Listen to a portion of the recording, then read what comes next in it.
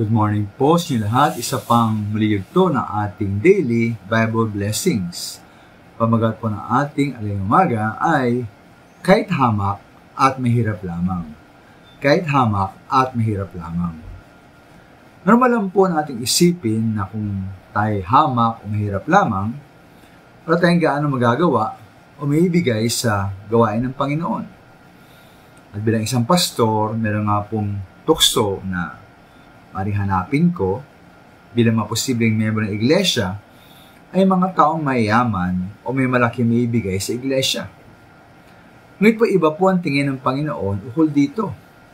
Sa Mark 12:41-44, at tinapansin po roon, sabi sa bersikulo, napansin ating Panginoon Jesus ang isang biyudang mahirap na naghulog ng 2 tig-50 sentimo bilang kaloob sa templo. Sa kabila po ng maraming mayayaman na naghulog ng malaking halaga, ang pinuri ng Panginoon ay ang biyudang ito na naghulog ng kaunting handog lamang.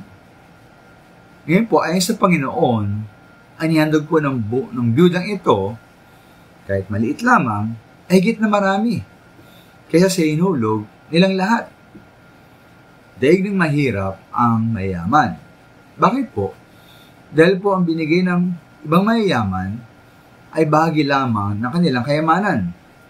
Samantala ang biyuda, bagamat siya'y mahirap, ay nagbigay ng kanyang o nagbigay siya ng buong kanyang kinabubuhay. Para po sa akin, ang mga bersikulong ito ay nagtuturo sa atin na kahit tayo hamak, mahirap, simpleng tao lamang, maaari ang dapat pa nga. Dapat pa rin tayo magbigay at makibahagi sa gawain ng Panginoon. Hindi po dahilan o excuse ang ating kahirapan upang di tayo magbigay sa gawain.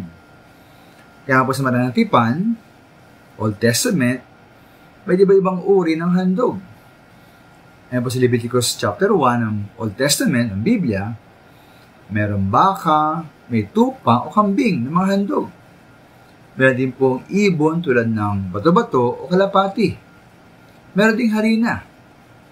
Kaya po ang pag-ibigay sa Panginoon ay ayon sa ating kakayahang magbigay.